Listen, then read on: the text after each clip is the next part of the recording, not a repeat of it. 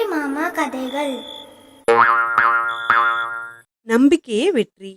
ரத்னகிரியும் தும்பாவும் அடுத்தடுத்து உள்ள நாடுகள். அவை எப்பவும் போரிட்டுக்கிட்டே இருந்தது.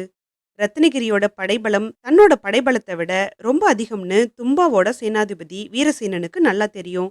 ஒரு முறை போர் வீரர்களோட அவன் போர்க்களத்துக்கு போய்கிட்டு இருந்தான். தும்பாவோட படை வீரர்கள் கூட போர்ல அவங்களுக்கு வெற்றி கிடைக்காதுன்னு நம்புறதையும் வீரசேனன் தெரிஞ்சே வச்சிருந்தான்.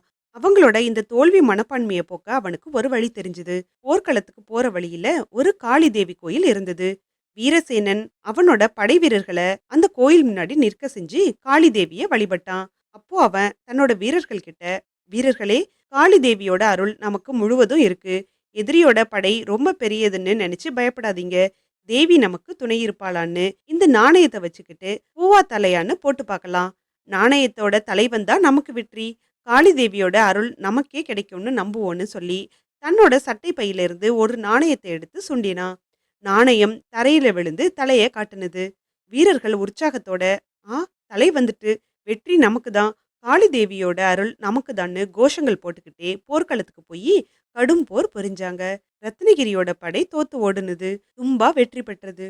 அப்போ வீரசேனன் ஒரு தளபதி கிட்ட, எதுலையும் முழு நம்பிக்கை வைக்கணும். நமக்கு காளி தேவியோட அருள் இருக்கிறத இந்த நாணயத்தை வச்சு பூவா தலையான்னு போட்டு வந்த முடிவை நம்பணும்னு சொல்லி தான் சுண்டி போட்ட நாணயத்தை எடுத்து காட்டினான். அந்த நாணயத்தோட 2 பக்கங்கள்லயும் தலை இருக்கிறத பார்த்து தளபதி திகைச்சு போய் நின்னான்.